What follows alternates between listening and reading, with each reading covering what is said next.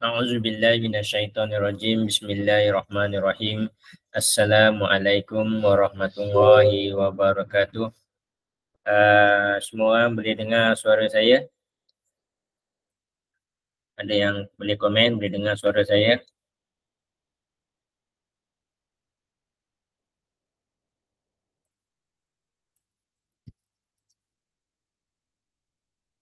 Okay, Alhamdulillah. Sebelum kita pergi dengan lebih lanjut, kita buka majlis dengan umul kitab Al-Fatihah. A'udzubillahi minasyaitonirrajim. Bismillahirrahmanirrahim. Alhamdulillahirabbil alamin. Arrahmanirrahim. Maliki yaumiddin. Iyyaka na'budu wa iyyaka nasta'in. Ihdinas siratal mustaqim.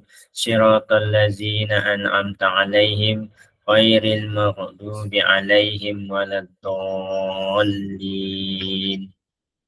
Alhamdulillah.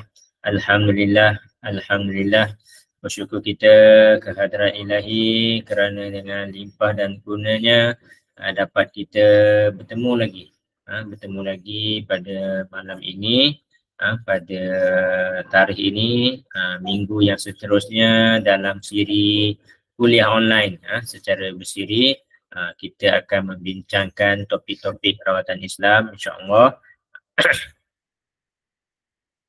So insyaAllah pada malam ini kita akan sekali lagi akan membincangkan topik-topik rawatan Islam. So pada malam ini insyaAllah kita akan bersama dengan Ustaz Sinar yang bertajuk pengenalan ilmu usul fiqh untuk peruqyah.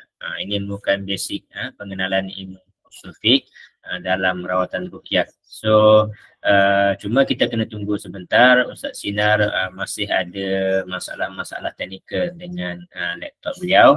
So saya akan cover untuk beberapa minit insyaAllah.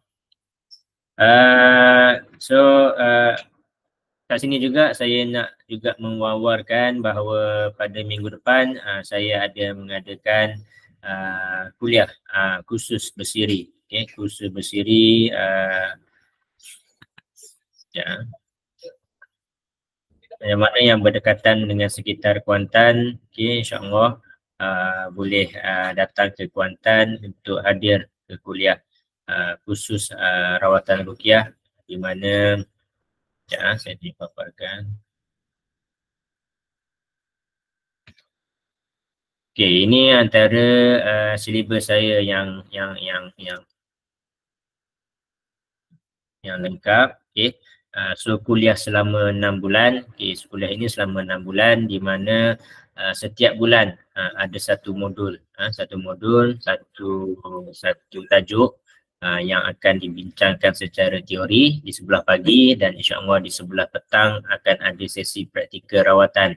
So selama 6 bulan yang mana yang ambil khusus dengan saya ni, saya akan ajarkan secara detail dari segi teori, dari segi teknik-teknik, macam mana nak tepuk, macam mana nak picit, dekat bahagian mana nak tepuk, bahagian mana nak picit dan sebagainya. So ini adalah khusus secara praktikal. So saya tak boleh nak buat khusus ni secara online sebab kat sini saya nak menekankan poin-poin dia, nak tepuk secara tepat lah, tempat-tempat yang mana yang kita nak buat rawatan. So insyaAllah selama 6 bulan ni juga di mana para peserta kena belajar, berusaha bersungguh-sungguh untuk menghafal ayat-ayat ruqyah, dan juga kita akan ada sesi talaki di mana saya akan membacakan ayat ruqyah untuk diijazahkan kepada peserta. Kemudian pada peserta pula perlulah menghafal ayat-ayat ruqyah tersebut dan juga mentasmik bacaan atau menyemak bacaan kepada saya. So alhamdulillah, kalau saya tengok daripada peserta kursus online ni juga, kalau perasan Kak Salbiah Saleh merupakan salah seorang peserta batch yang tahun lepas. Kak Salbiah ni daripada Kulim, daripada Kulim sanggup datang ke Kuantan setiap bulan. Betapa beliau berusaha keras untuk belajar ilmu ruqyah ni daripada Kulim, Kedah Kulim, nak datang ke Kuantan setiap bulan selama 6 bulan tu tanpa putus. Kak Sal ni datang setiap bulan lah, korbankan duit yuran, korbankan duit minyak, duit hotel, duit makan minum dan perjalanan demi nak menimba setitik ilmu, secebis ilmu. So kat sini saya nak mengingatkan kepada semua peserta-peserta, jangan putus asa, jangan berhenti dalam menuntut ilmu. Hatta saya sendiri pun masih lagi sentiasa ikut daurah-daurah, ikut seminar-seminar untuk tambahkan lagi ilmu-ilmu yang ada pada saya. So saya juga mengajak mana-mana yang berhajat untuk belajar dengan lebih lanjut, belajar dengan lebih detail, boleh daftar dengan saya untuk sertai kursus 6 bulan ni, ambilan Jun di Kuantan Pahang, terapi Ruqyah Qurani. So insyaAllah kelas ni akan bermula lebih kurang pada minggu depan 23 Jun hingga bulan November nanti, selama 6 bulan. So dekat sinilah barulah kita akan lihat kesungguhan para peserta untuk menghafal ayat-ayat ruqyah. So bila kita sebut diri kita ni sebagai perawat ruqyah, maka tak dapat lari daripada daripada kita untuk menghafal ayat-ayat ruqyah. Okey. Kesempatan juga saya masih lagi menunggu Ustaz Sinar. Saya ambil kesempatan ni sikit untuk berkongsi sedikit. Sebagai peserta, sebagai perawat terutamanya, sebagai perawat, kita perlulah familiar dengan senarai simptom-simptom dan tanda-tanda gangguan jin. So ini banyak dalam buku-buku, dalam kitab-kitab, ataupun kalau kita Google ataupun dalam grup Telegram tu, banyak kita senaraikan tanda-tanda gangguan jin dan sebagainya. So sebagai peserta ataupun sebagai perawat umumnya, kita saya sendiri pun tidaklah menghafal 100% senarai-senarai simptom-simptom tu. Tapi bila kita sering berhadapan dengan pesakit, itu antara soalan-soalan yang sering kita ajukan kepada pesakit. Apa yang dia mimpi ular, sakit belakang, mimpi baby, background family dia ada tak latar belakang yang silat, bomoh, bidan dan sebagainya tu. Maka sebagai perawat, lama kelamaan tanda-tanda ni dia akan sentiasa berada lazim di dalam minda kita. So soalan-soalan ni lah, tanda-tanda ni lah yang akan menjadi poin-poin untuk kita mendiagnose pesakit, sama ada pesakit tu benar-benar ada gangguan jin ataupun tak. Okay, Alhamdulillah Ustaz Sinar pun dah masuk. Alhamdulillah ada gangguan masalah teknikal sikit. So sebelum tu sekali lagi saya mengingatkan, minggu depan saya bermula modul batch yang ke-7, khusus perubatan Ruqyah Qurani, batch yang ke-7. Dah almost 7 tahun saya buat khusus ni. Daripada 7 tahun daripada tahun 2024 ni, kita dah berjalan setiap tahun untuk mengajar peserta-peserta memperbetulkan akidah-akidah dalam kaedah rawatan ruqyah syariah. Okey, tanpa saya membuang masa, saya menyerahkan majlis kepada Ustaz Sinar untuk meneruskan sesi kuliah pada malam ni. Terima kasih Coach. Alhamdulillahirrahmanirrahim. Bersyukur kita kepada Allah kerana Allah takdirkan kita dapat berjumpa lagi pada minggu ini. Alhamdulillah. Cuma saya memohon maaf, hari ini apabila saya buka laptop, muncul program antivirus. Saya mengatakan laptop saya kemungkinan ada dijangkiti virus. Bukan saya manusia boleh dijangkiti virus, laptop pun. Jadi saya, dan memang disyorkan dalam skrin komputer tu untuk saya scan antivirus. Jadi saya terpaksa scan sebab saya tak boleh tutup saya program tu, saya kena scan dan baru selesai scan dan lepas tu sekarang bolehlah kita bersiaran, berjumpa secara online. Okey, saya akan buka slide.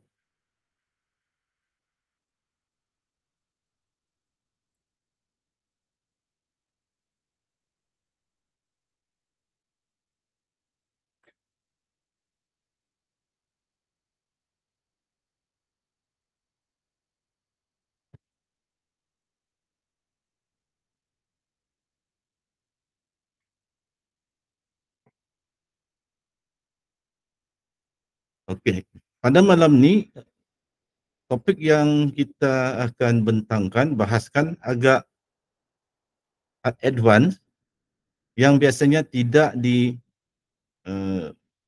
diajar dalam mana-mana, jaranglah kita jumpa diajar dalam mana-mana kelas atau kuliah ruqyah syariah. Namun sebenarnya topik ini adalah penting untuk diketahui dan difahami oleh peruqyah, malah penting juga difahami oleh semua umat Islam.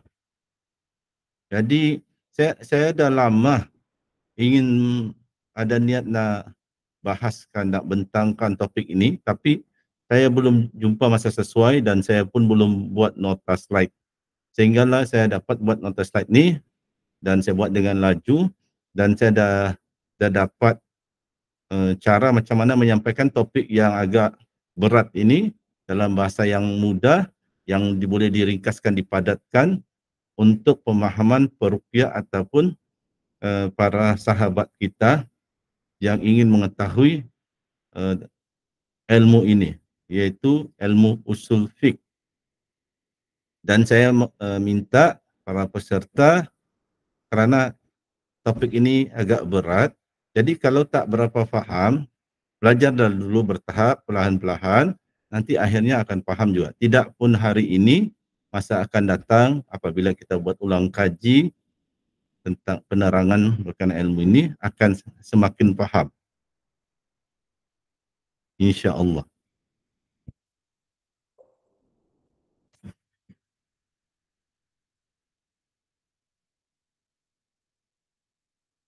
Jadi tajuk kita pada malam ni adalah pengantar ataupun pengenalan kepada ilmu usul fiqh. Apakah itu ilmu usul fiqh? Adakah ia sama dengan fiqh atau fiqh? Ilmu fiqh atau fiqh? Kita akan ketahui pada malam ini adakah sama atau berbeza ilmu usul fiqh dengan ilmu fiqh. Ilmu usul fiqh dengan ilmu fiqh tanpa perkataan usul. Sebelum itu kita akan cuba fahami dulu mengapa ilmu ini penting kita pelajari, terutama sesiapa yang ingin terlibat dalam dunia ruqyah. Saya bagi satu senario atau contoh. Peruqyah yang selalu meruqyah orang dan mula dikenali dan selalulah dijemput dari masa ke semasa. Orang ni dia bukan ustaz pun akhirnya akan digelar ustaz. Dia akan digelar ustaz dan orang akan bertanya dia bukan semata-mata berkaitan dengan ilmu ruqyah. Bukan bertanya tentang penyakit, tentang gangguan jin, tapi soal hukum pun akan ditanya. Kita jadi macam konselor dan jadi seolah-olah ustaz atau ulama pula. Kalau hukum-hukum berkaitan ruqyah, mungkin kita sepatutnya boleh jawab jugalah. Bolehkah guna garam dalam meruqyah rumah? Bolehkah guna air meruqyah rumah atau cukup dengan baca surah Al-Baqarah? Azimat ni bolehkah digunakan pakai atau haram? Hal-hal begitu. Tapi ada kadang-kala orang bergaduh suami isteri, isteri nak pergi mahkamah syariah, nak berpisah dengan suami dan sebagainya, pun diceritakan kepada peruqyah dan minta pendapat. Dan ada seorang sahabat saya tidak bagi tahu nama, setelah masalah berlaku kepada dia, baru dia berbincang dengan saya. Saya katakan kepada dia, sepatutnya dari awal, kalau kita hanya arif, hanya faham tentang ilmu ruqyah, kita ruqyah saja, orang tanya tentang hal ruqyah, kita jawab. Tapi kalau dah masuk dengan persoalan dia patut bercerai dengan suami dia ke, suami dia konon dikatakanlah jahat, memukul ke apa, kita nasihat ringkas, janganlah bagi nasihat apa-apa, bagi nasihat ringkas ya. Jumpalah orang yang arif, jumpa ke peguam, jumpa peguam syar'i, minta nasihat dengan mereka. Jangan ragu untuk mengatakan saya tak tahu. Perkara ini saya tak tahu. Apakah hukumnya saya tak tahu. Sebab apa berlaku dengan yang kawan ini? Dia nasihatkan wanita itu pergi buat laporan polis.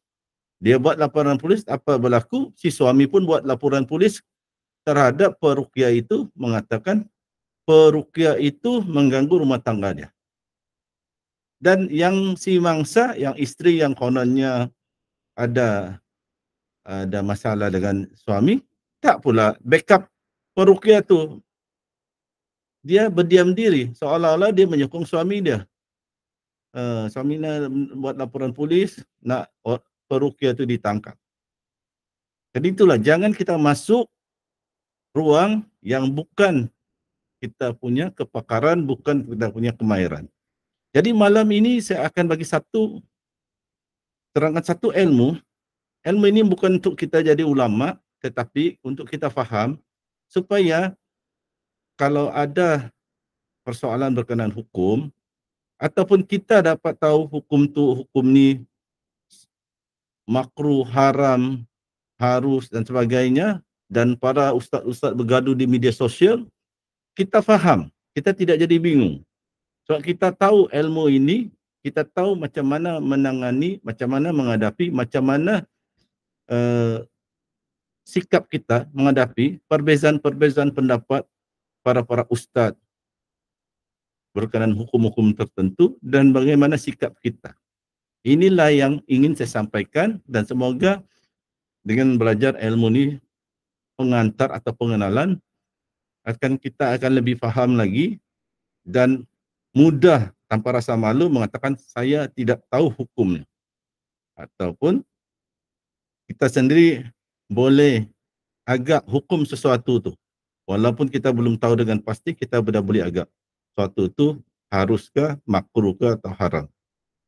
Kalau orang kata sesuatu tu bid'ah, adakah dia haram dilakukan atau cuma makruh dilakukan atau harus? Ya, jadi inilah yang akan saya cuba sampaikan, yang inilah yang saya harapkan para peserta yang hadir akan faham. Terutama para peruqyah pemula. Akan selalu ditanya tentang macam-macam lah, garam dalam rawatan, bolehkah menggunakan azimat, harus atau haram menyimpan azimat. Jadi kita perlu tahu ilmu ni, sebab dengan kita tahu ilmu usul fiqh, kita tidaklah tahu semua hukum yang ada di dunia ini, hukum hakamnya, tetapi kita tahu macam mana sikap kita, macam mana menanggapi sesuatu perkara tu. Kalau ada isu haram halal, harus, wajib, makruh, malah kalau ada persoalan bid'ah. Jadi itu pendahuluannya. Sekarang kita pergi seterusnya. Apakah maksud usul fiqh? Biasanya kita sebut fiqh, tapi kalau kita gunakan istilah usul fiqh, biasanya disebut fiqh, usul fiqh. Tapi boleh juga kalau kita nak katakan usul fiqh. Usul fiqh ini adalah, ilmu usul fiqh ini adalah ilmu yang membahaskan kaedah-kaedah yang digunakan oleh mujtahid, itu para ulama yang boleh berijtihad untuk melakukan suatu hukum syarak. Kandungan perbahasan dalam ilmu usul fiqh adalah berkenaan dalil-dalil syarak yang bersifat kulli, umum, iaitu Al-Quran, hadis, ijma' ulama, dan qiyas. Dan sebenarnya ada banyak lagi selain daripada qiyas, tapi saya ringkaskan di sini. Dan tujuannya untuk mensabitkan atau menentukan hukum-hukum syarak. Walaupun inilah definisi yang saya cuba cari, definisi yang paling ringkas, tapi kalau saya baca beritahu definisi ini, dan orang memang langsung tidak ada asas dalam ilmu usul fiqh, tetap juga mereka tak akan faham apa itu usul fiqh. Jadi saya cuba sampaikan lagi dalam yang lagi mudah, lagi ringkas. Usul fiqh ini ada dua perkataan. Satu dari perkataan fiqh atau fiqh yang berarti memahami sesuatu perkara. Asal fiqh ni maksudnya memahami satu perkara. Usul ni pula, kalau bahasa Melayu dia lain, maksudnya asal usul. Tapi kalau usul dalam ilmu agama ni maksudnya asas, foundation atau kaedah atau dalil. Jadi kalau ilmu usul fiqh ni adalah asas kepada ilmu fiqh ataupun cara-cara untuk memahami sesuatu ataupun kaedah-kaedah memahami sesuatu ataupun apakah dalil-dalil untuk memahami sesuatu. Dan fiqh yang kita rujuk sini memahami sesuatu, kalau dalam istilah ilmu agama ni biasanya merujuk kepada hukum hakam. Memahami hukum hakam.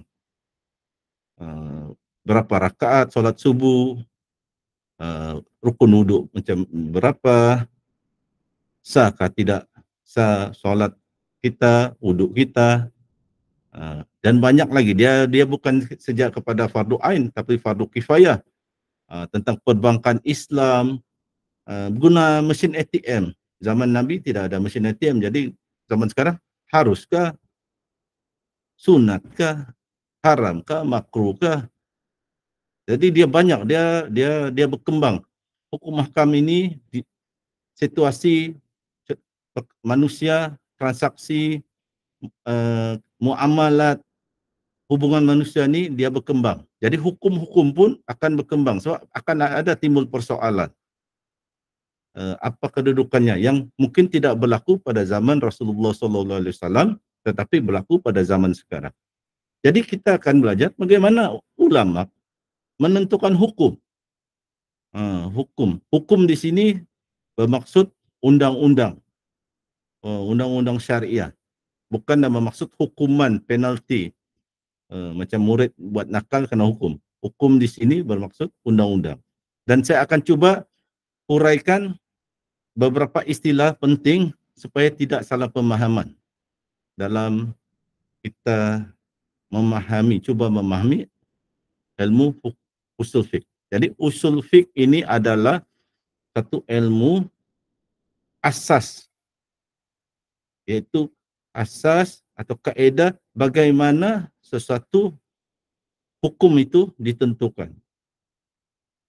Hukum-hukum agama, hukum-hukum dalam kehidupan manusia. Peraturan-peraturan kehidupan manusia. Macam mana ditentukan. Ini yang dipelajari dalam ilmu usul fiqh.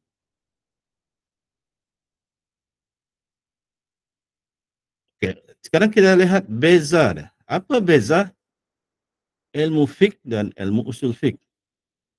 Ilmu fiqh ni atau ilmu fiqh ni dah lama kita belajar. Kita belajar di sekolah rendah, kita belajar sekolah menengah, belajar macam mana ambil wuduk, apa ya perkara yang membatalkan wuduk, apa rukun-rukun wuduk, solat, puasa, haji dan sebagainya. Kita belajar sekolah rendah, sekolah menengah. Biasanya ilmu usul fiqh ni pula diajar di tingkatan 6, STPM, sekolah tinggi agama, sekolah pondok, universiti. Jadi macam mana dia ada beberapa perbezaan yang di sini saya senaraikan ada 3 perbezaan, tapi untuk kita supaya untuk mudah faham, yang pertama, kedua tu nanti boleh bacalah sendiri, cuba fahami. Tapi saya akan ambil yang nombor 3 tu.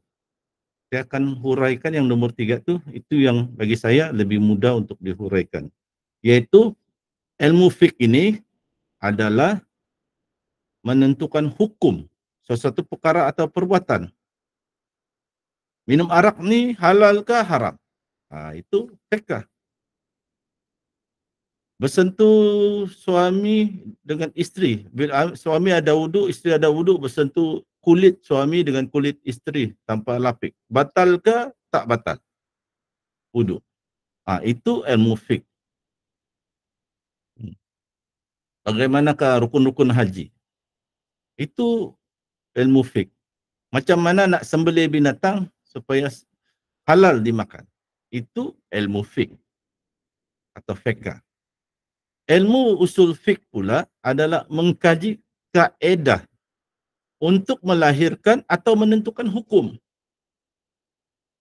Kalau orang mengatakan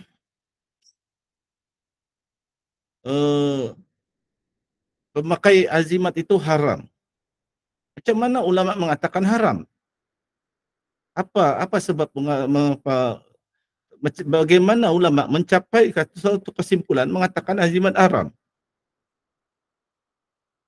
Kalau merawat guna ilmu tenaga dalam, haruskah, haramkah, makruhkah, atau wajib mungkin, ada sunat? Kalau ulama kata haram atau makruh, bagaimana ulama sampai kepada kesimpulan itu bahawa itu adalah haram, itu adalah makruh? Itu yang dipelajari dalam ilmu usul fiqh. Dan ada juga masalah kita dalam masyarakat kita sekarang, terutama di Malaysia.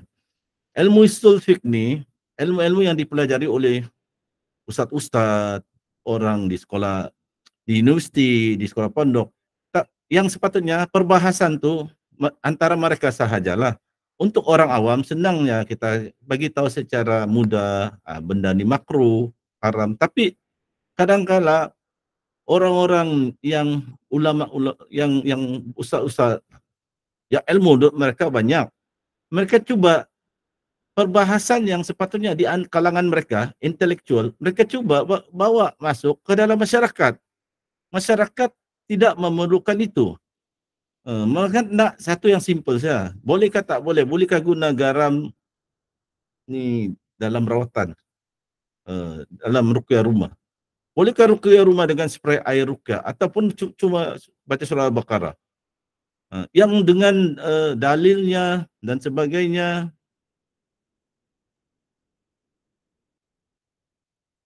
Sekejap, ada gangguan di skrin saya, ada muncul. Okey, ada gangguan sahaja. Tiba-tiba skrin saya tertutup dengan ada notis. Okey, kita sambung. Jadi itulah saya rasa sudah tiba masanya masyarakat kita fahamlah secara asas bagaimana para ustaz ulama ni menentukan suatu hukum, supaya kita dah faham, kita taklah jadi bergaduh, taklah bingung. Kita tahu kenapa sesuatu Ustaz A mengatakan begini, Ustaz B mengatakan begitu. Jadi kalau mereka nak bergaduh antara mereka, bergaduhlah, kita tak perlu jadi bingung. Kita ada kefahaman kita ada pendirian macam mana sepatutnya kita menyikapi untuk menghadapi suatu isu tu. Jadi itu antara beza dia usul fiqh dengan ilmu fiqh, ilmu fiqh. Dia beza dia, satu ada perkataan usul, satu tidak. Tetapi dia ada perbezaan. Walaupun berkait, dua-dua ilmu ni berkait, tetapi ada beza cara pembelajaran dia dan pendekatan dia. Sudut dia dari sudut mana pendekatan dia. Ada beza. Jadi biasanya apa yang diajar dalam ilmu usul fiqh, antaranya diajar, yang awal diajar adalah sejarah.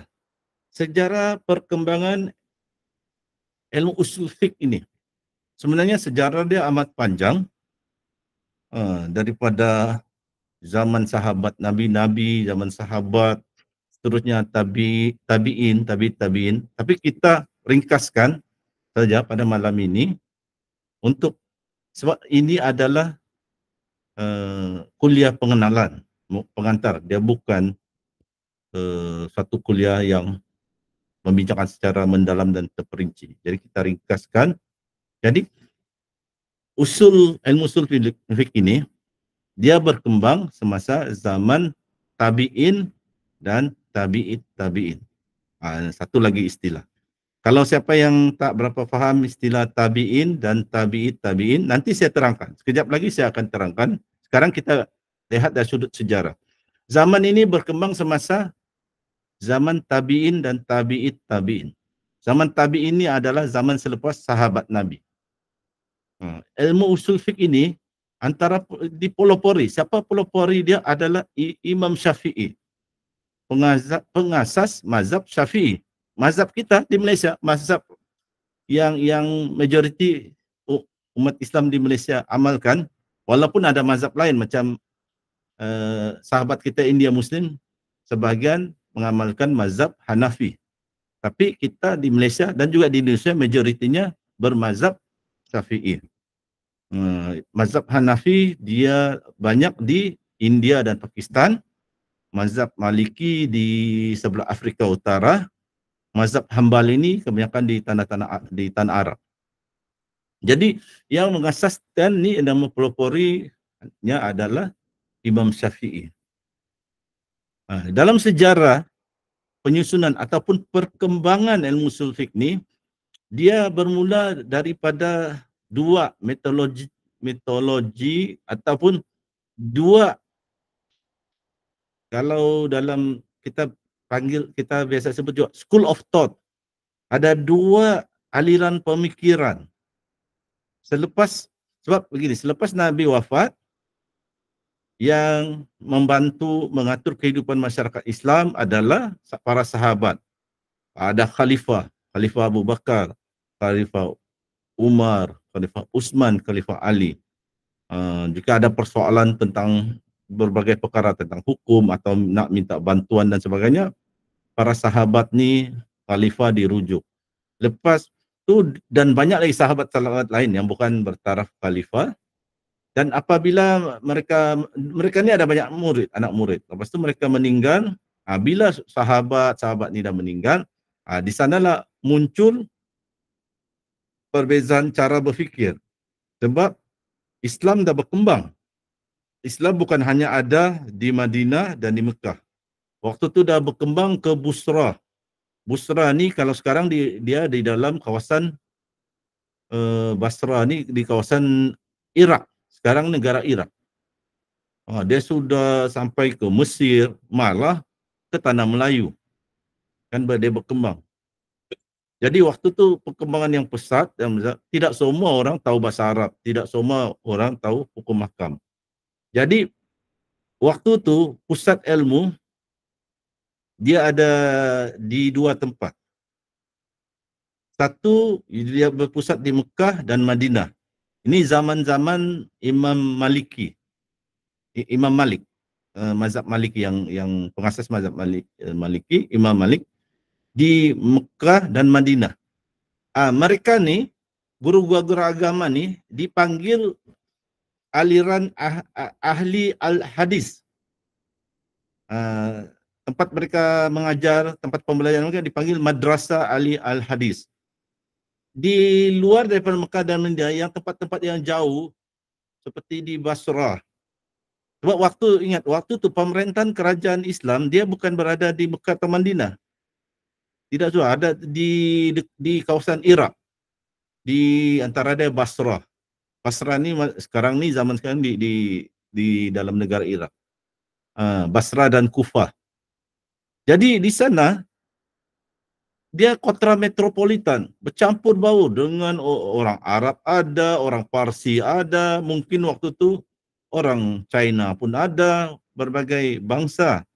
Jadi tidak semua tahu berbahasa Arab dengan lancar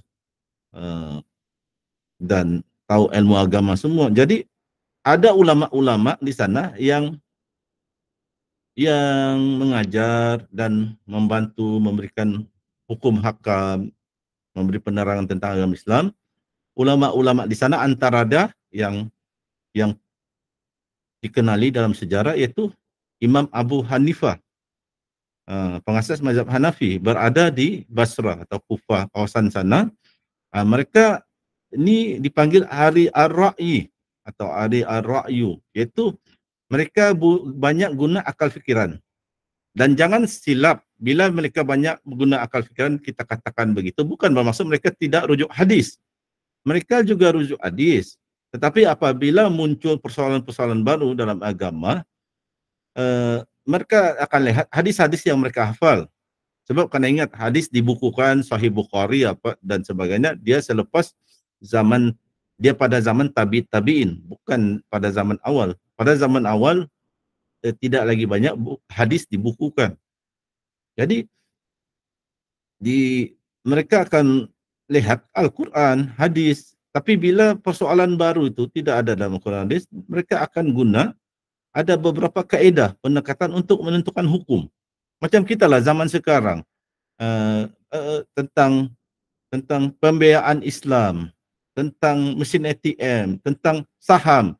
Haramkah atau haruskah beli saham, main saham? Persoalan ini tidak muncul pada zaman Nabi sebab zaman Nabi belum ada aktiviti membeli dan menjual saham. Jadi ulama sekarang akan perlulah untuk menentukan hukum haramkah, halalkah, haruskah, makruhkah, kena ada ilmu antara dia ilmu usul fiqh ni dan ilmu untuk menentukan hukum-hukum yang muncul sekarang, persoalan-persoalan yang muncul sekarang. Jadi begitulah pada zaman itu bila muncul perkara-perkara baru, bila dilihat dalam Al-Quran, dilihat hadis, tidak ada secara jelas menentukan hukum tu. Jadi ulama ahli ar-ra'yi ini akan menggunakan kaedah-kaedah tertentu, mereka berijtihad untuk menentukan hukum. Dia berbeza dengan di Mekah dan Madinah, ulamanya banyak yang hafal hadis dan mereka akan terus rujuk hadis. Kalau tak ada hadis, bahkan satu persoalan itu mereka berdiam diri. Tak akan bagi pendapat, bagi berijtihad. Jadi dari sanalah berkembang, dari sana dia berkembang dua sekolah ini atau madrasah ini, maka berkembanglah menjadi mazhab sehingga ke hari ini. Dan mazhab yang kita kenali hari ini yaitu mazhab Hanafi yang dipelopori oleh Imam Abu Hanifah, mazhab Maliki yang dipelopori oleh Imam Malik, mazhab Syafi'i yang mazhab yang meluas diamalkan di Asia Tenggara, di Malaysia, di Indonesia, yang dipelopori oleh Imam Syafi'i, dan mazhab Hambali yang dipelopori oleh Imam Ahmad bin Hanbal yang banyak diamalkan di negara-negara Arab. Dan empat mazhab ini kita namakan sebagai gelarannya mazhab Ahli Sunnah wal Jamaah. Jadi kalau kita berpegang kepada mazhab Syafi'i, kita adalah Ahli Sunnah wal Jamaah. Jangan kita gentar, jangan kita risau orang menuduh kita bukan Ahli Sunnah wal Jamaah. Kita bukan orang Syiah, kita bukan orang Khawarij. Kalau kita bermazhab Syafi'i, kita adalah mazhab Ahli Sunnah wal Jamaah. Tinggal sejak kita fahamkan mazhab Syafi'i mendalam atau tidak. Janganlah hanya kerana kita tak ada sebilangan daripada umat Islam, dia tinggal di Malaysia atau Indonesia, dia bermazhab Syafi'i lah, tetapi kerana dia tak berapa faham agama, dia buat sesuatu yang mungkin tak berapa betul ke, ada unsur-unsur syirik. Tak bolehlah kita katakan terus mazhab Syafi'i ini salah. Bukan mazhab Syafi'i yang salah. Orang tu yang mengamal tu dia kurang ilmu, dia yang silap. Katakan dia pun menggunakan azimat dalam rawatan. Bukan mazhab Syafi'i itu yang salah. Jadi kita digelar mazhab Ahli Sunnah wal Jamaah. Kita berbeza dengan Syiah, kita berbeza dengan Khawarij. Sebenarnya mazhab ni bukan empat saja. Bukan mazhab Hanafi, Maliki, Syafi'i, Hambali. Mazhab ini sebenarnya banyak. Tapi pupus. Mazhab-mazhab yang lain dah pupus, tak ada pengikut, tak diamalkan lagi. Salah satu contohnya mazhab Zahiri. Kalau orang tidak ada belajar ilmu usul fiqh ni, mana ada dia pernah sekarang ni, ada pernah dengar orang kata menurut mazhab Zahiri begini-begini, menurut mazhab Zahiri. Sebab mazhab Zahiri dah tak diamalkan lagi sekarang, dah pupus. Tiada sudah pengikut dia mazhab Zahiri. Jadi sebenarnya mazhab ni banyak. Ulama-ulama dulu masing-masing ada pegangan cara pendekatan mereka untuk menentukan hukum. Cuma yang bertahan sehingga ke hari ini adalah empat ini. Hanafi, Maliki, Syafi'i, Hambali. Persoalan mazhab Syiah tu pula macam mana, itu kita tidak akan bincang pada malam ini sebab nanti dia lari topik. Sebenarnya boleh jadi, sebenarnya dalam ilmu usul fiqh ni akan dibincang juga perbezaan mazhab Ahlussunnah wal Jamaah dengan mazhab lain, dengan mazhab Syiah. Perbezaan antara Ahlussunnah wal Jamaah ni dengan Khawarij. Tapi kerana kita cuma ringkaskan, hari ini adalah pengenalan, pengantar agar kita faham. Untuk orang-orang awam, untuk peruqyah pemula faham. Jadi kita sampaikan yang ringan-ringan sahaja, yang mudah difahami. Oke, seterusnya.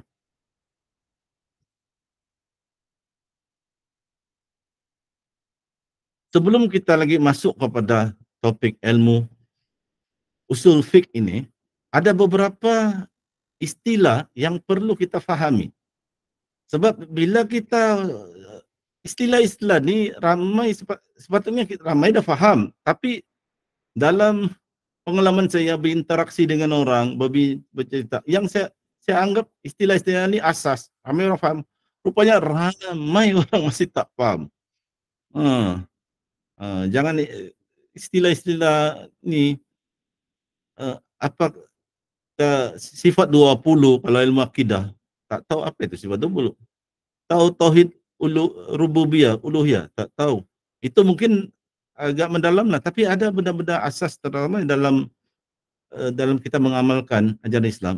Ini pun masih ramai tidak faham. Jadi itulah kadang-kala bergaduh.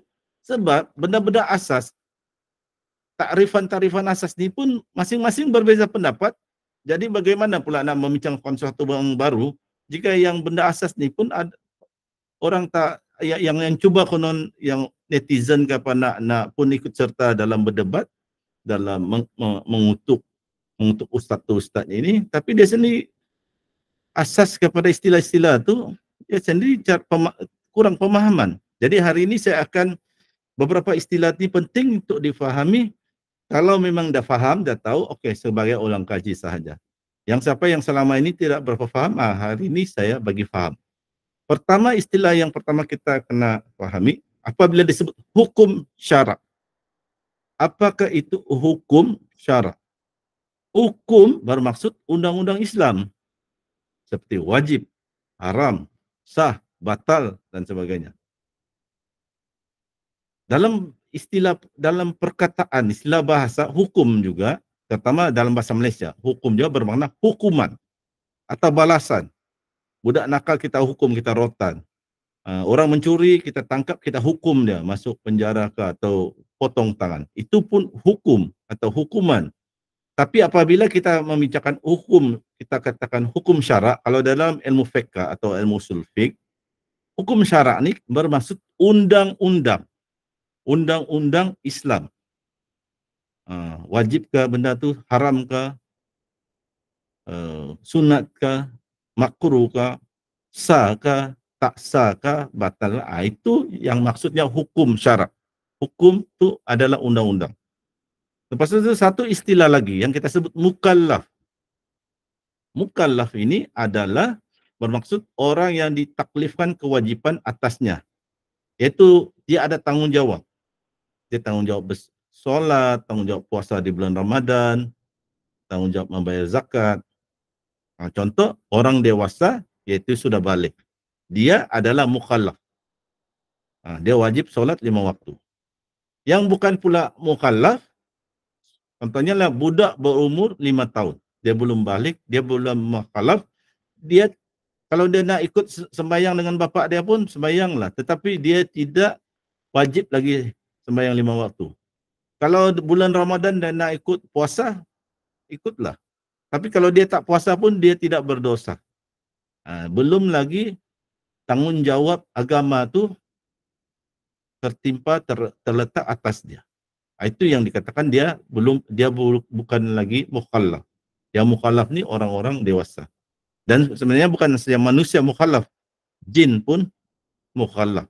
Jin pun ada tanggungjawab beragama Islam, jin pun ada tanggungjawab bersembahyang, jin ada tanggungjawab tidak mengganggu makhluk Islam yang lain, tidak mengganggu manusia.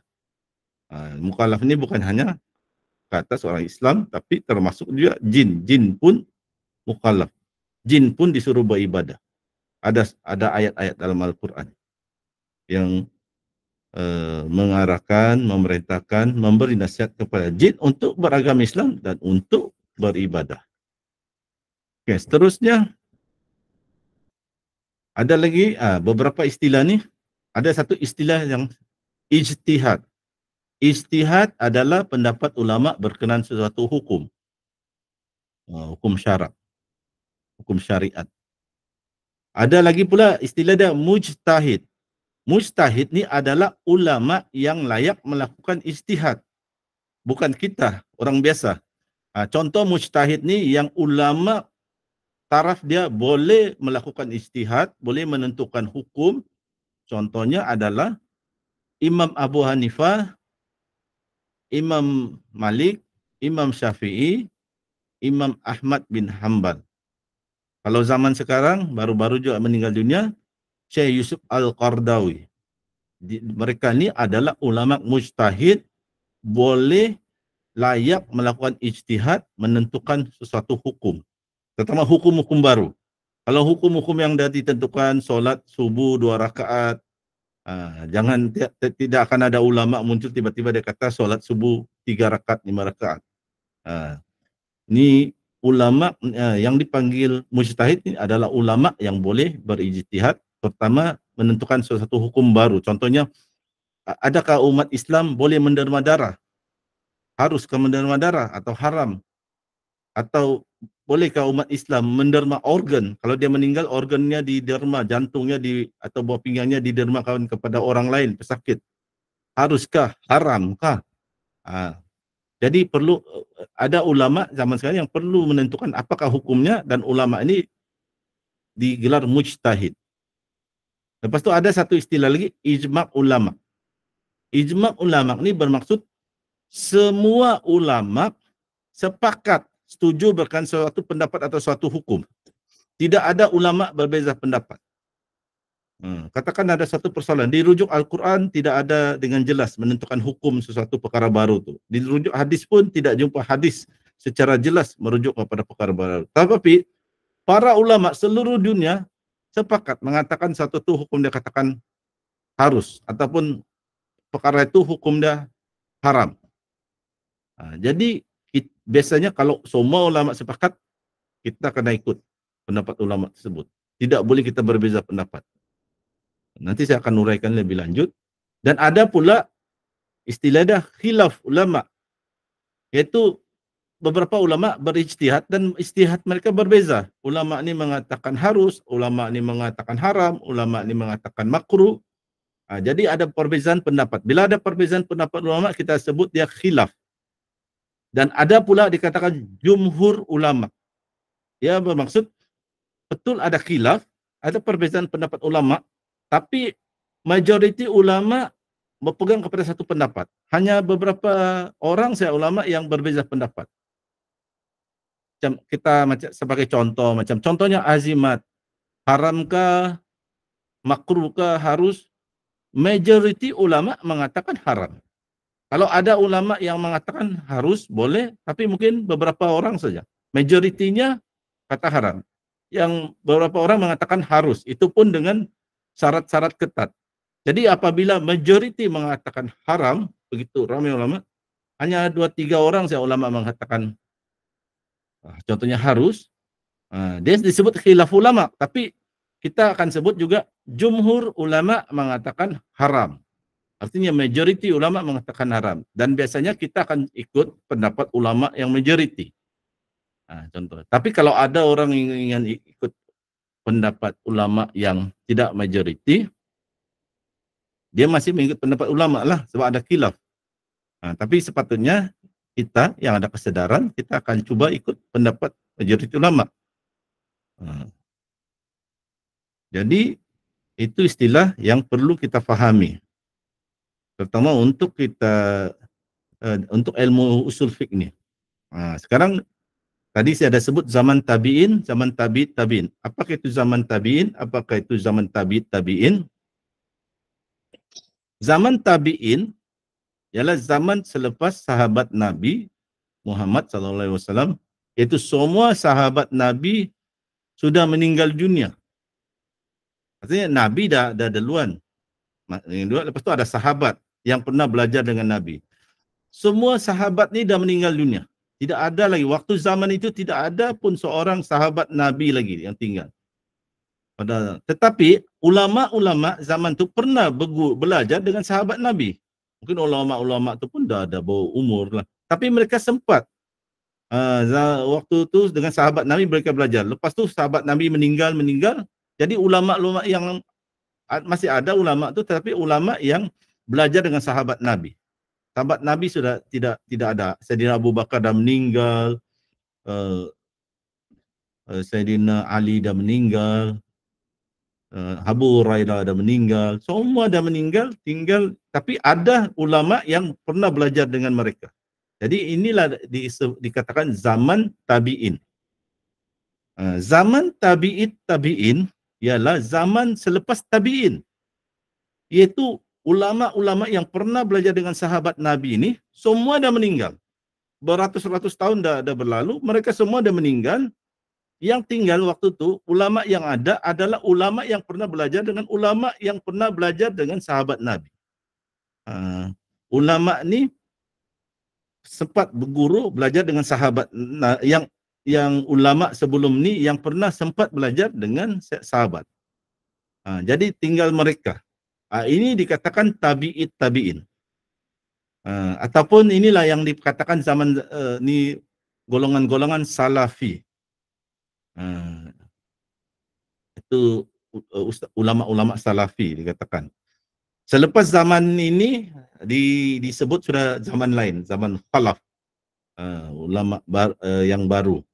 Dan zaman-zaman inilah hidup Imam Abu Hanifah, Imam Maliki, Imam Malik, mazhab Maliki, Imam Syafi'i, Imam Hambali.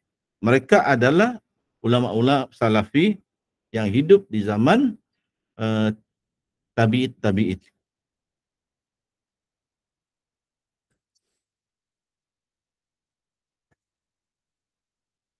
Dan kalau kita lihat carta, beginilah.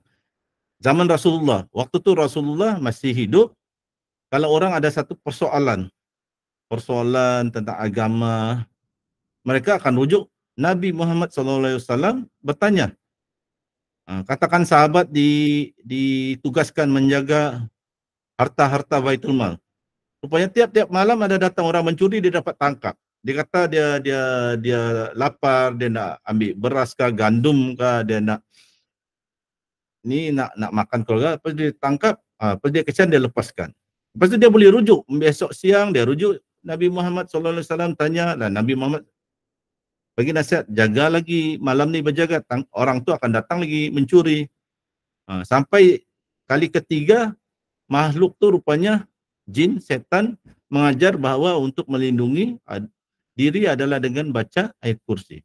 Dan dia sahabat itu tidak terima bulat-bulat apa yang dikatakan makhluk tu. Dia bagi tahu Rasulullah, dia tanya, Rasulullah mengiyakan bahawa betul ayat kursi itu adalah boleh dibaca untuk pelindung diri. Ada Nabi Muhammad SAW waktu itu masih hidup untuk ditanya persoalan-persoalan seperti ini. Sampai satu peringkat Nabi Muhammad pun wafat, meninggal dunia. Yang ada tempat rujukan para kita umat Islam waktu zaman itu adalah sahabat Nabi. Bertanya dengan Sayyidina Abu Bakar, Sayyidina Umar, Utsman, Ali dan lagi ulama-ulama lain selain yang khalifah ini. Dan mereka semua meninggal. 100 tahun, 200 tahun berlalu, semua sahabat Nabi ini pun dah meninggal. Yang tinggal generasi ulama yang belajar dengan sahabat Nabi itu. Itulah dikatakan zaman tabi'in.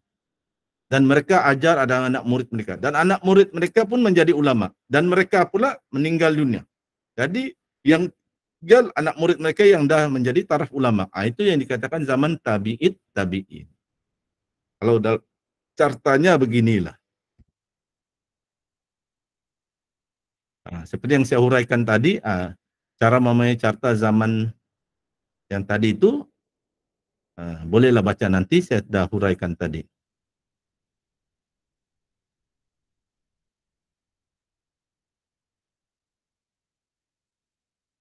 Sekarang kita masuk pula topik hukum syarak. Tadi saya dah terangkan kan apa maksud hukum syarak. Sepatutnya dah paham. Sekarang kita lebih lanjut, kita akan terangkan apa ini maksudnya yang kita kata hukum syarak. So kan kita cakap tak syar'i, rawatan ini tak syar'i, rawatan tu syar'i, ruqyah syariah syar'i. Rawatan ini jurus tenaga dalam tak syar'i. Jadi apa maksud syar'i tak syar'i? Sekarang kita terangkan. Dia berkaitan syar'i ini sama maksud dia hukum syarak. Hukum syarak. Ataupun syariat juga kita sebut. Jadi manusia yang mukallaf, kita yang dah dewasa, apabila melakukan sesuatu, kita sentiasa, ini kita kena faham, kita sentiasa berada dalam keadaan melakukan sesuatu itu dalam keadaan 5 ni. Sama ada wajib, sunat, haram, makruh, harus. Dan inilah yang kita namakan hukum syarak. Dan kita tidak dapat lari daripada 5 ni. Contoh, sekarang saya duduk. Saya duduk ni apa hukumnya? Adakah wajib saya duduk? Adakah sunat saya duduk? Atau haram saya duduk? Saya perlu berdiri? Atau makruh saya duduk? Atau harus? Untuk memudahkan perbincangan, saya duduk sekarang ni adalah harus. Bila saya duduk ni. Hukum asal dia. Saya boleh berdiri pun harus. Saya nak duduk pun harus. Saya berdiri tidak berdosa, tidak juga dapat pahala. Kalau saya nak duduk pun saya tidak berdosa, tidak juga dapat pahala. Tapi itu huraian permulaan. Dia ada lagi huraian lanjut. Jadi kita kena faham, kita dalam kehidupan kita baring, kita menonton TV, kita baca buku, kita akan sentiasa berada dalam 5 perkara ni. Kita sedang melakukan perkara wajib kah, sunat kah, haram kah, makruh kah, harus. Kita tidak dapat lari daripada 4 had ini, hukum ini, peraturan ini. Kalau masih tak berapa faham, cuba bersabar, nanti harap huraian-huraian selanjutnya akan lebih faham.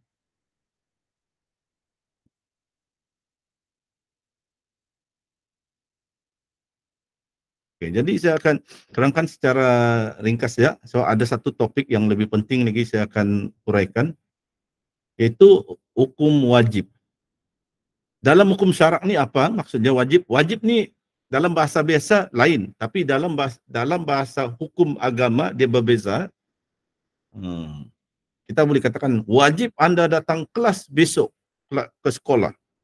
Wajib bila seorang bapa ke atau seorang guru cakap dengan anak murid, wajib di situ bukanlah hukum agama. Kalau kamu tak datang kelas besok, kamu berdosa. Kalau datang, kamu dapat pahala. Maksud dia mesti datang. Kalau tak datang nanti dihukum contohnya. Yang kita bincangkan sekarang ni hukum syarak, bukan penggunaan istilah bahasa biasa. Jadi wajib maksudnya apabila kita lakukan, maka kita dapat pahala. Apabila kita tidak lakukan, kita berdosa. Wajib, kita berdosa.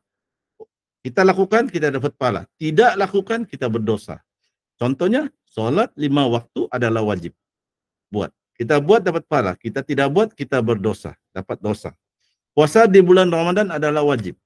Kita buat dapat pahala, kita tidak buat dapat dosa. Kita akan berdosa. Jadi begitu, buat dapat pahala, tak buat berdosa. Sunat pula apa maksudnya? Sunat ialah apabila kita lakukan, maka kita dapat pahala. Tapi apabila kita tidak lakukan, kita tidak berdosa. Contohnya, bersedekah adalah sunat. Bila kita bersedekah, kita dapat pahala. Bila kita tidak bersedekah, terpeloket, kita tak nak walaupun bagi sumbangan di masjid, kita tidak akan berdosa. Sebab dia sedekah ni cuma sunat.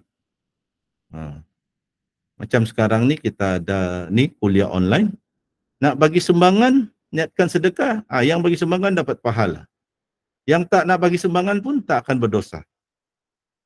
Gitu. Sebab dia bukan wajib.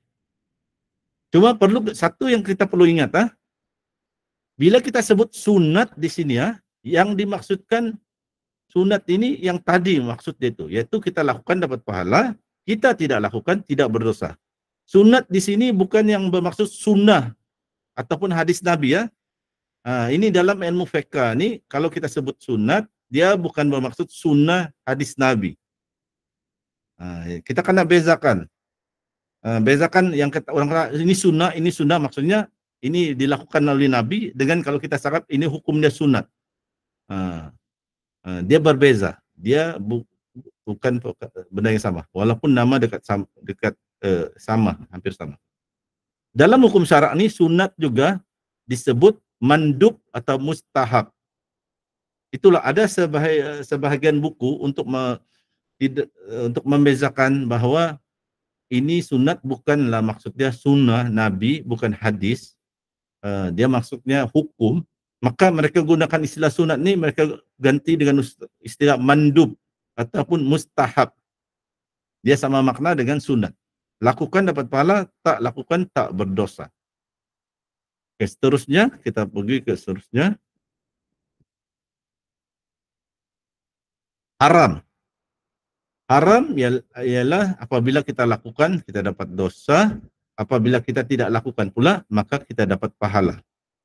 Contohnya, minum arak adalah haram. Kita minum arak, lakukan perkara itu, kita berdosa. Kita tidak minum arak, kita dapat pahala. Berjudi itu haram. Kita main judi, berjudi, kita berdosa. Kita tidak berjudi, kita dapat pahala. Seterusnya, makruh pula. Makruh bermaksud ialah apabila kita lakukan, kita tidak berdosa. Namun jika kita tidak lakukan pula, maka kita dapat pahala. Saya bagi contoh, makruh hukumnya jika kita makan bawang putih atau apa-apa yang menyebabkan mulut kita berbau agak busuk, tidak menyenangkan apabila kita hendak solat berjemaah. Makruh. Jadi kita di rumah sebelum kita sembahyang solat Jumaat, kita makan bawang putih, makan sambal belacan, taklah juga kita berdosa. Lepas tu kita pergi ke masjid solat Jumaat, kita tidaklah berdosa. Sebab dia cuma makruh. Namun kalau kita nak pergi sembahyang jemaah di masjid ke macam mana, kita tidak makan makanan yang berbau, yang boleh mengganggu hidung makmum sebelah-sebelah kita. Kita tidak makan bawang putih, tidak makan benda-benda petai ke apa dan sebagainya, maka kita akan dapat pahala. Itulah makruh. Buat taklah berdosa, tapi digalakkan untuk tidak membuat, kita akan dapat pahala kalau kita tidak buat. Itulah makruh. Dan seterusnya, hukum harus. Harus ialah apabila kita lakukan, maka kita tidak dapat pahala, kita tidak juga dapat dosa. Apabila kita tidak lakukan, sama juga. Kita tidak dapat pahala dan kita tidak juga dapat dosa. Harus ini juga dinamakan satu perkataan lain, istilah lain, mubah. Kalau kita baca buku, sebahagian buku tidak mengatakan guna istilah harus, tapi dia katakan istilah mubah. Ingat, harus di sini bermaksud hukum syarak dan bukan bermaksud istilah bahasa yang bermaksud mesti. Dalam bahasa kita, bahasa Malaysia biasa, ada ayat, engkau harus buat itu, engkau harus buat ini, yang bermakna engkau mesti buat perkara itu. Wahai anak, engkau harus belajar malam ni. Harus di situ maksudnya mesti belajar malam ni. Bukan ini yang kita maksudkan dengan harus. Ya, bila kita membahaskan hukum, harus yang kita maksudkan ialah hukum. Buat tidak dapat pahala dan tidak berdosa. Itulah yang dikatakan. Sebab saya ingat orang dah faham benda ni. Tapi saya pernah jumpa kawan, bila saya sebut perkataan hukum harus, dia faham yang bahasa Malaysia, iaitu mesti. Kalau buat benda ni hukumnya harus. Harus ni maksa, boleh buat, boleh tak buat. Tak ada pahala, tak ada dosa. Dia sangka mesti buat. Sebab dia salah faham. Dia gunakan makna harus ni daripada sudut makna bahasa Malaysia biasa, sedangkan ini adalah hukum, makna dari sudut hukum. Jadi kita kena faham ni.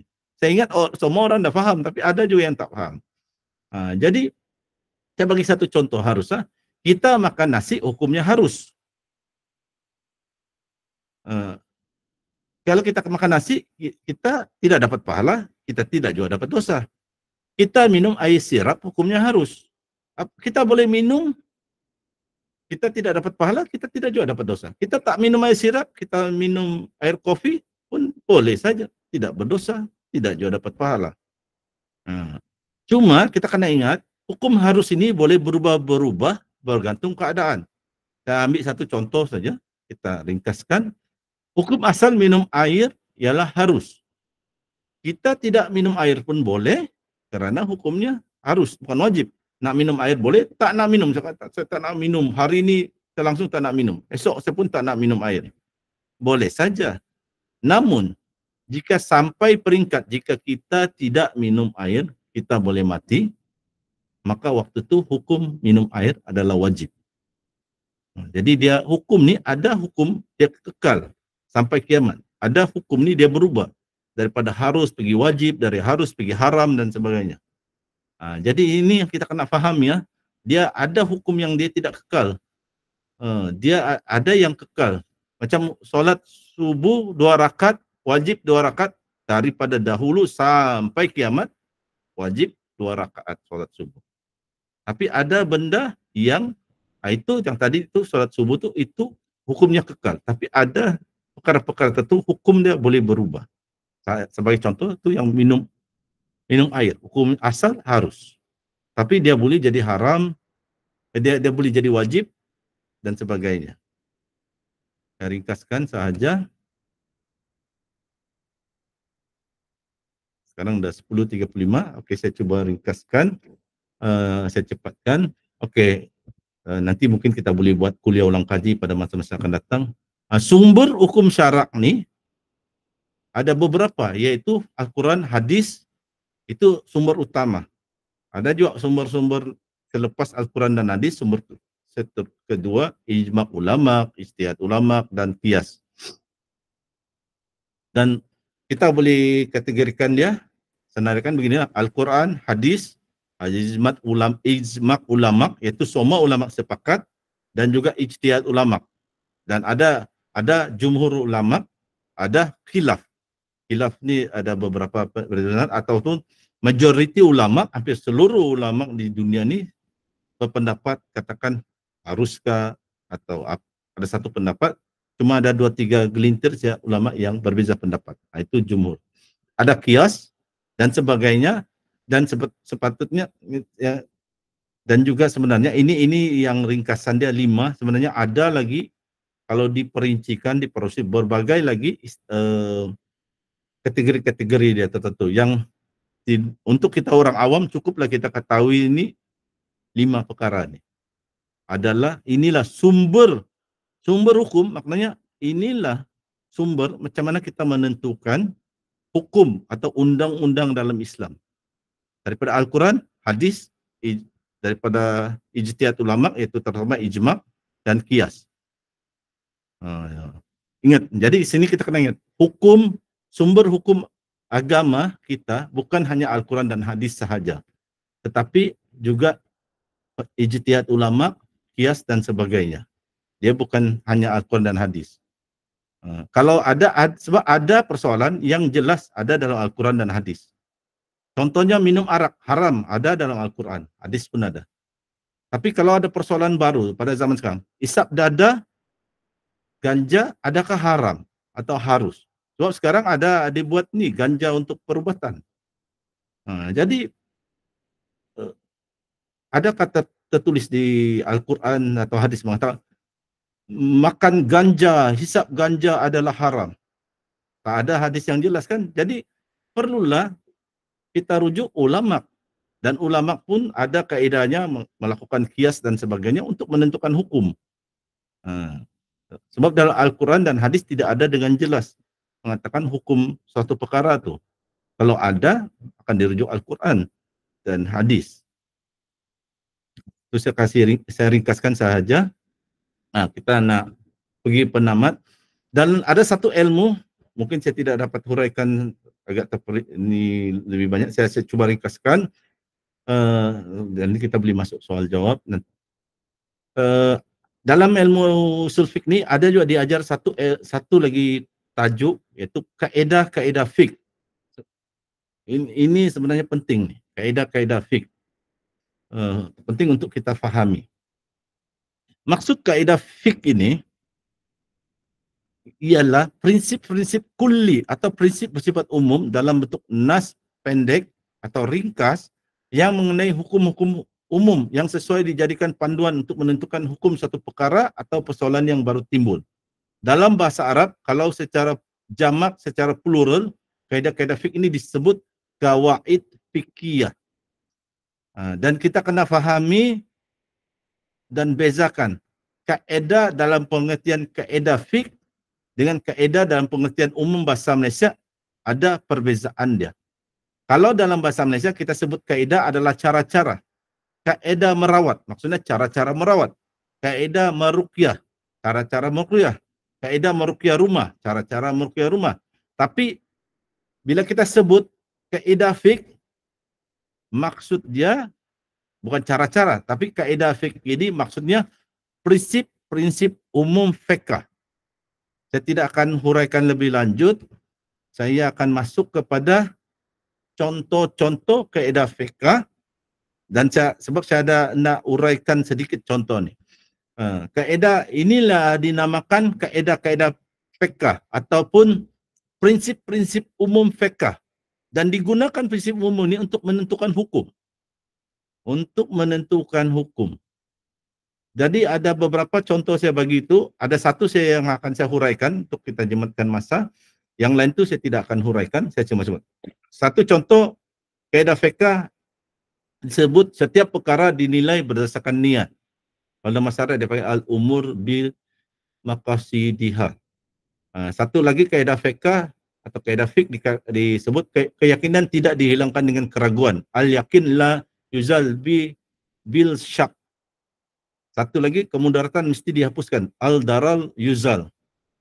Perlu ada huraiannya yang saya tidak akan dapat huraikan semua. Kalau baca saya begini nanti akan silap faham. Terusnya kesyukaran membawa kemudahan. Al-masyaqqah tajlibul taisir. Dan seterusnya adat diguna pakai dalam memutuskan hukum. Al-adah muhakkamah.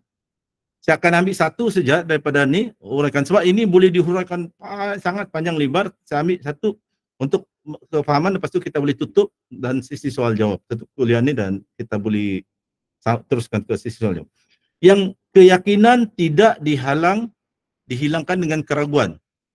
Maksudnya begini. Saya ambil contohlah untuk mudah faham. Kalau kita pergi ke masjid, kita ambil wuduk. Jelas kita ambil wuduk. Cukup rukun, kita yakin kita dalam berwuduk. Kita ke masjid, ke tempat solat. Katakan solat di tingkat atas. Kita ke tingkat atas, kita boleh sembahyang? Boleh. Sebab kita ada ambil wuduk kan? Sah kan wuduk? Sah, tak boleh ambil azam. Tiba-tiba waktu kita nak sembahyang, kita rasa, kita ragu-ragu, wuduk saya masih ada. Saya terkentut ke tadi? Tadi saya terkentut ke? Atau saya ada tersentuh orang ke? Kita ragu-ragu. Kita terkentut. Bila kita terkentut, tentulah wuduk batal, kena ambil wuduk lah, baru boleh solat. Jadi kalau dalam keadaan tu, tadi kita yakin kita pergi ke tempat wuduk, kita ambil wuduk. Dah sah wuduk, boleh sembahyang. Lepas tu kita pergi ke ruang solat, kita ragu-ragu. Kita punya wuduk mungkin dah batal, mungkin kita terkentut. Tapi kita tidak yakin kita terkentut, kita ragu-ragu, kita mungkin terkentut. Jadi kalau ikut kaedah fiqh, keyakinan tidak dihilangkan dengan keraguan, kita sebenarnya boleh solat. Sebab kita yakin kita ambil wuduk, kita sah wuduk kita. Kita cuma ragu-ragu, kita terkentut. Kita bukan yakin. Lainlah kalau kita yakin, kita dengar bunyi kentut kita, kita hidu bau kentut, kita yakin kita tak boleh solat, kita kena ambil wuduk dulu. Tapi kalau kita cuma ragu-ragu, kita boleh ke ruangan solat dan solat. Sah. Inilah yang dikatakan kaedah fiqh. Keyakinan tidak dihilangkan dengan keraguan. Malah keyakinan tidak dihilangkan dengan zan. Cuma saya tak akan uraikan apa beza zan dengan syak. Tapi beginilah, dengan adanya kaedah ini, kita boleh menentukan hukum. Terutama ada persoalan-persoalan baru muncul. Dengan kaedah ini lah, para ulama, bukan saya ulama, kita, macam contoh tadi, nak menentukan, kita perlu turun balik daripada ruang solat tingkat atas untuk ambil wuduk kah? Apabila kita ragu-ragu, kita rasa kita ada terkentut. Kalau nak ambil wuduk lagi, ambil lah. Tapi jangan sampai 5 kali ambil wuduk, 10 kali ambil wuduk, masih ragu-ragu. Jadi kalau kita ada keraguan, sedangkan kita yakin kita dah ambil wuduk, kita boleh terus solat. Dan prinsip-prinsip ni umum, kaedah fiqh ni boleh terpakai dalam banyak situasi yang saya tidak dapat huraikan atau bagi contoh. Kita sebab dah pukul 10.44, kita akan berhenti setakat ini. InsyaAllah nanti akan ada kuliah-kuliah ulang kaji masa-masa akan datang. Mungkin baru kita akan huraikan lagi lebih mendalam atau lebih terperinci. Jadi setakat ini sahaja. Jadi penutup dia adalah sesiapa yang pertama kali mengetahui ilmu usul fiqh berkemungkinan agak sukar untuk memahami kuliah ini, maka bersabarlah dan belajarlah memahami secara bertahap. Ilmu usul fiqh ini sangat penting untuk kita fahami bagaimana ulama menentukan atau memastikan suatu hukum terutama berkenaan perkara yang baru berlaku di zaman ini. Dengan kita memahami ilmu usul fiqh ini, kita tidak akan cepat bingung dan tidak cepat marah jika ada perbezaan pendapat ulama atau pendapat ustaz-ustaz tertentu berkenaan suatu hukum. Garam boleh tak guna garam dan sebagainya. Kita dituduh buat bid'ah dan sebagainya. Baca salawat sifat dikatakan bid'ah dan sebagainya. Kita tidak akan cepat jadi bingung apabila kita tahu ilmu usul fiqh ini. Sebab kita akan lebih faham kenapa ada jadi begitu. Jadi perbezaan pendapat ulama. Dan sikap kita, kalau ada ikhtilaf, khilaf, ada perbezaan-perbezaan pendapat ulama, kita ikutlah pendapat ulama mana yang kita yakin, yang kita belajar.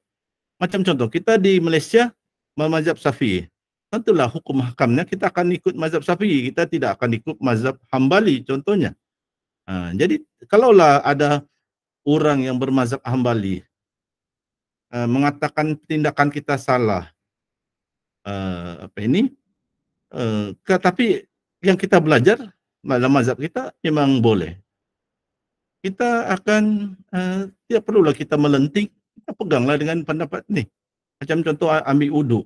Ambil wuduk, kalau mazhab Hambali, lelaki suami isteri kalau bersentuhan tak batal wuduk kecuali naik nafsu syahwat. Mazhab Syafi'i batal. Kalau kita di Malaysia, kita guna pendapat mazhab Syafi'i, kita guna itulah. Kalau mazhab Hambali pula makan daging unta batal wuduk. Kita dalam mazhab kita tak batal, kita makan daging unta. Kita dijemput makan daging unta, kita sudah berwuduk, kita tidak perlu ambil wuduk lagi. Kita tidak membatalkan wuduk makan daging unta berbanding mazhab Hambali. Jadi kita tak perlulah marah kah, gaduh kah dan sebagainya. Sebab kita perlu faham ni, terutama di Malaysia ni, walaupun kita majoriti mazhab Syafi'i, ingat ada sahabat kita orang India Muslim, mereka majoriti mazhab Hanafi. Dan ada lagi golongan tertentu yang kita tidak payah sebut pun berbeza lagi cara berfikir mereka. Jadi itulah kesimpulan dia. Kita tak faham ilmu ni supaya kita tidak cepat melenting, cepat ragu-ragu, cepat bingung. Memang ilmu ni agak sukar difahami dan mendalam. Ini saya cuma bagi ringkasan pengenalan sahaja supaya nanti akan datang dah faham bahawa ada ilmu yang dinamakan usul fiqh. Ini cara menentukan hukum. Inilah yang dinamakan hukum usul fiqh. Jadi itu saja daripada saya. Mohon maaf kerana itu kita terlambat bermula pasal ada masalah sedikit komputer saya. Jadi setakat ini sahaja. Saya akan tutup slide.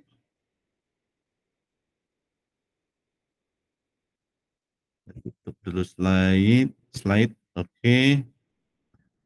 Jadi sekarang seperti yang telah di-type oleh Coach Kamarul, kita buka kepada sesi soal jawab. Okey, sekarang saya serahkan majlis ni, sesi soal jawab kepada Coach Kamarul. Silakan Coach. Okey, alhamdulillah, terima kasih kepada Ustaz Sinar atas sesi kuliah yang telah diberikan. Okey, insya-Allah kelas kita akan tamat lebih kurang pada pukul 11. So kita dah ada lebih kurang 10 minit saja lagi. Kita buka kepada sesi soal jawab, insyaAllah. Jika ada soalan boleh type soalan ataupun nak bertanya secara langsung juga boleh. Okay, boleh raise hand dan bertanya. Semoga apa yang dikongsikan pada hari ini bermanfaat kepada semua. Okay. Kita buka kepada sesi soalan, insyaAllah. Boleh terus untuk bertanya, insyaAllah.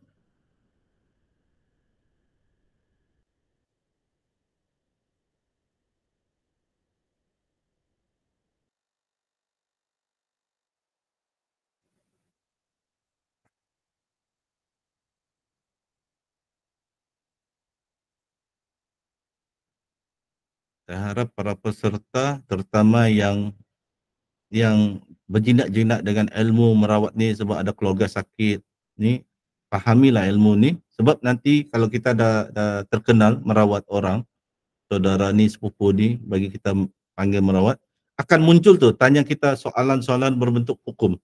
Bolehkah begini, bolehkah begini, tak boleh begini, bolehkah tak boleh, bagaimana, bolehkah merawat dengan azimat, bolehkah merawat dengan ilmu tenaga dalam.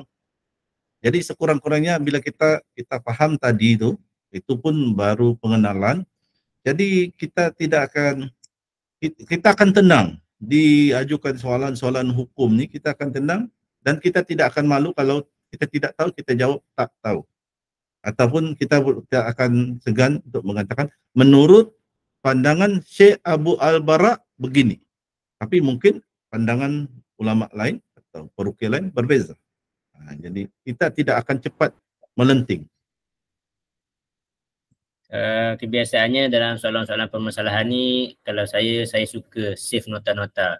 So nota-nota penulisan daripada almarhum Tuan Guru Datuk Arundin, nota-nota guru-guru lain, rujukan lain. Nota-nota ni saya sentiasa simpan, saya save secara online di apps-apps kita.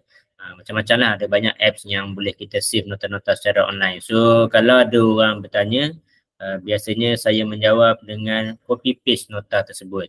Banyak orang mempertikaikan menggunakan benang hitam untuk rawatan baby menangis malam dan sebagainya. So kalau saya nak kata pendapat saya, nanti ramai yang tak nak ikut. So saya akan paste nota-nota ni biasanya.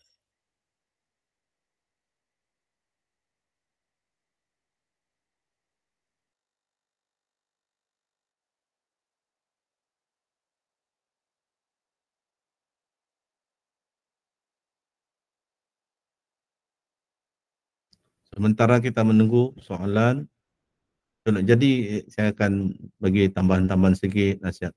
Jadi itulah, jangan kita cepat bingung. Terutama kita belum masuk tadi, saya cuma yang basic tadi, yang dasar. Ada isu bidah, ini bidah, itu bidah, selawat sifat bidah, itu bidah. Jadi macam mana kita menangani, itulah kita perlu tahu hukum usul fiqh.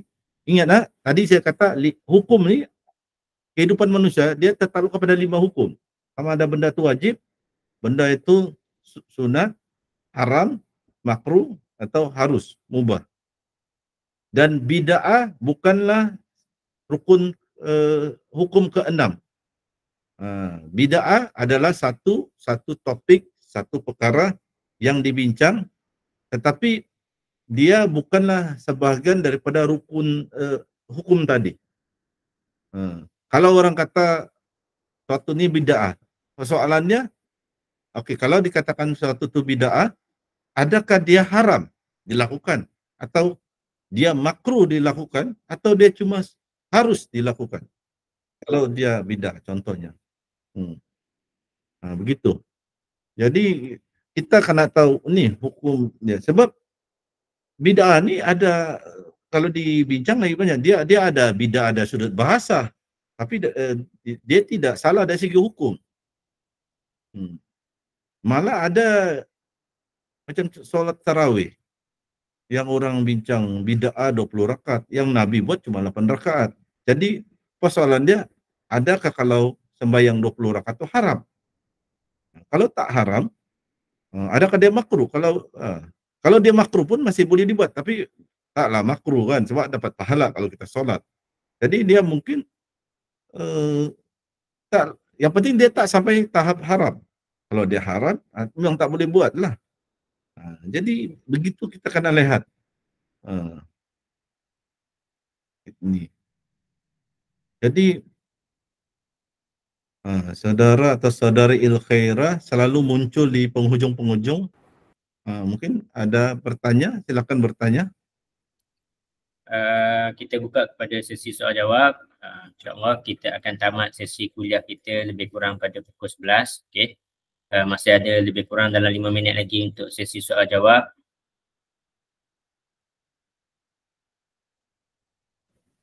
Kalau tak nak tanya soalan tadi yang berkenaan dengan usul fiqh ni pun boleh, sebab mungkin topik ni agak berat untuk difahami orang-orang yang tak biasa dengan ilmu ni, tapi bolehlah tanya juga ilmu tentang hal-hal ruqyah lah.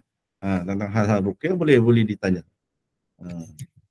Yang ilmu yang diajar ni sebenarnya adalah tambahan untuk kita meningkatkan ilmu kita, supaya apabila kita meruqyah, bila ditanya banyak benda hukum hakam, kita akan tahu macam mana nak jawab. Kalau tak tahu, jawab tak tahu. Kalau kita ada dengar pendapat share ni, ada ulama ni, kita bagi tahu pendapat ulama. Dan kalau orang mempertikaikan, kita bilang ini pendapat ulama ni, saya berpegang dengan pendapat ulama. Kalau tak setuju dengan saya, tak apa, masing-masing kita hormati pegangan pendapat masing-masing. Cuma ada orang tak boleh terima kalau kita masing-masing pegang, dia nak kita ikut juga pendapat dia. Sebab dia kata pendapat dia dari Al-Quran dan hadis. Dia bukan pendapat sendiri dari Al-Quran dan hadis. Sebenarnya kalau kita ikut ulama pun tak semestinya bila kita ikut ulama, kita tak ikut Al-Quran dan hadis. Sebab ulama tu dia ada kaji Al-Quran, dia ada kaji hadis, baru dia sampai kepada kesimpulan hukum suatu perkara tu. Bukan dia petik daripada mimpi saja hukum hakam tu. Dia ada kaji Al-Quran, dia kaji hadis, dia pakar dalam bahasa Arab, lepas tu baru dia simpulkan hukum. Jadi kita ikutlah ulama tu sebab kita tak tahu ilmu tafsir Al-Quran. Kita baca hadis cuma hadis 40, sedangkan hadis beribu. Jadi kita tak pandai. Jadi kita rujuk ulama, bukan pasal kita ikut ulama, kita tak nak ikut Al-Quran dan hadis. Sebab ulama ni dah kaji Al-Quran dan hadis. Dan ulama ini, ulama katakan dia tahap mujtahid, yang dia boleh keluarkan fatwa. Jadi kita ikut pendapat dia. Contohnya, ataupun kalau dia bukan mujtahid yang ulama boleh mengeluarkan fatwa, tapi dia dah buat kajian. Contohnya dia ulama ni dia seorang peruqyah, tapi dia bukanlah ulama besar. Dia dah buat kajian dan dia kata hukum dia begini, kita ikutlah. Sebab ada dulu pernah Syekh Abu Al-Bara pernah menulis dalam sebuah buku dia kata orang yang datang haid, uzur syar'i, boleh ambil wuduk untuk diruqyah. Dia sebab biasanya orang pesakit ni digalakkan ambil wuduk dulu sebelum diruqyah. Tidak semestinya, dia tidak wajib, tapi digalakkan. Jadi ada persoalan, kalau orang datang haid, dia perlu ambil wuduk. Syekh Abu Bara kata boleh ambil wuduk untuk tujuan ruqyah. Tapi ada orang marah. Dia kata itu mempermainkan ibadah wuduk. Adalah haram ambil wuduk jika orang itu ada sedang dalam junub, sedang dalam haid. Di sinilah yang kita kena ketahui ilmu usul fiqh, bahawa ulama boleh berbeza pendapat sebab cara pengambilan hukum dia itu, pengambilan dalilnya berbeza. Hukum Al-Quran tetap ada, Al-Quran ada, hadis ada, tetapi tidak ada dinyatakan dengan jelas. Dalam Al-Quran tidak ada ayat Al-Quran mengatakan perempuan datang haid tak boleh ambil wuduk, ataupun hadis mengatakan perempuan datang haid haram ambil wuduk. Jadi ulama mengkaji dan ulama keluarlah ijtihad masing-masing, pandangan masing-masing berdasarkan kajian mereka. Mereka ada kaji ayat Al-Quran, hadis Nabi, melakukan qiyas dan sebagainya. Jadi kalau macam tu ada yang soalan, perempuan datang haid bolehkah ambil wuduk untuk tujuan ruqyah? Kalau Syekh Abu Bara mengatakan boleh, tapi ada setengah ustaz kata marah, tak boleh, itu haram, itu mempersendahkan agama, sedangkan ambil wuduk adalah untuk ibadah solat. Jadi itu sebenarnya dia masuk dah dalam perbezaan-perbezaan pendapat.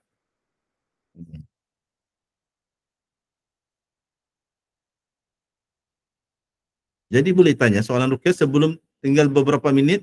Sebab kalau dah sampai pukul 11, kalau tidak ada soalan, kita akan mungkin tutup lah. Dan kami pahamilah kita topik berat dan mohon maaf jugalah kita bermula agak lewat sebab saya ada masalah-masalah di komputer saya. Okey, kalau tak ada soalan apa-apa, maka kita rasa sampai setakat malam ni je kelas untuk malam ni. Saya serahkan kepada Ustaz Sinar sebagai kata-kata penutup sebelum saya close sesi kuliah pada malam ni.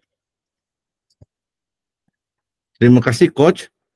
Jadi terima kasih kepada juga semua, dan inilah yang dikatakan semakin kita belajar ilmu ruqyah, kita akan jumpa makin lama makin mendalam ilmu-ilmu yang mendalam, yang baru, yang itu yang dikatakan next level seterusnya. Dia bukan, kalau ilmu ruqyah ni kita belajar bukan sama kalau saya advanced level pinggang hitam, bacaan saya berbeza, lagi power dengan orang yang baru belajar ilmu ruqyah. Tetap orang baru belajar ilmu ruqyah baca Al-Fatihah 3 kul, tetap orang yang dah berpengalaman taraf black belt ke, dah 10 tahun 20 tahun dalam dunia ruqyah, tetap juga bila dia merawat dia akan baca Al-Fatihah 3 kul. Yang membezakannya ilmu-ilmu tambahan. Ilmu-ilmu kita akan membincangkan macam contohnya ilmu ni. Sebelum ni kita ada membincangkan tentang ilmu akidah juga, ada dalam kuliah kita, dan juga tazkiyatun nafs. Dalam walaupun tazkiyatun nafs dia bukan 100% tentang ruqyah, tetapi dia amat berkaitan rapat dengan ruqyah. Orang nak sembuh kalau dah lihat faktor lain, sepatutnya tak ada masalah dah dia sembuh. Mungkin masalah dia di tazkiyatun nafs. Di akar masalah dia adalah hati dia, kalbu dia ada masalah penyakit. Jadi kita belajar inilah yang kata advanced level ilmu yang tambahan. Jadi harap yang peserta yang dah belajar sebelum ni kita dah lebih setahun ajar asas-asas. Sekarang jangan nak pula nanti rasa boring lah ilmu ni apa. So nak belajar ilmu advance kan, yang nak lebih tinggi. Inilah ilmu-ilmu dia yang kita akan berikan tahap demi tahap, dan kita cuba sampaikan dalam bahasa mudah. Jadi kita berterima kasih kepada yang istiqamah selalu hadir. Kebaikan untuk kita semua. Yang mengajar dapat ulang kaji ilmu-ilmu yang dia ajar. Yang belajar dapat mungkin ulang kaji kalau dia dah tahu, ataupun dapat belajar ilmu baru. Ataupun dulu dia faham, dia tahu tapi kurang faham, sekarang mungkin insya-Allah dia akan lebih faham. Jadi itu saya daripada kami, dan kami mintalah para peserta yang memang minat program ni, kuliah ni, campaign lah saudara mara yang lain, kawan-kawan untuk hadir kuliah ini untuk kebaikan bersama. Jadi itu saya daripada saya ucap terima kasih dan mohon maaf jika ada berlaku kesilapan, terutama hari ini saya agak lewat untuk masuk Google Meet, kita sampaikan ni kuliah. Jadi itu saya daripada saya serahkan majlis ilmu kita ni. Saya akan serahkan kepada Coach Kamarul sebagai penutup majlis. Silakan Coach. Alhamdulillah, terima kasih kepada Ustaz Sinar atas perkongsian ilmu pada minggu ni. InsyaAllah kita akan bersambung lagi kuliah di minggu yang seterusnya. InsyaAllah kita tengok macam mana. Yang mana yang baik itu datang daripada Allah Subhanahu Wa Taala, yang mana yang buruk itu datang daripada kelemahan kami. Saya mohon maaf jika ada salah dan silap. Saya juga memohon daripada tuan-tuan dan puan-puan untuk memberikan sedikit sumbangan, hadiahkan infak seikhlas hati kepada kami para admin. InsyaAllah kita akan bersambung lagi siri kuliah kita di minggu yang seterusnya. Saya tutup majlis dengan tasbih kifarah dan surah Al-As.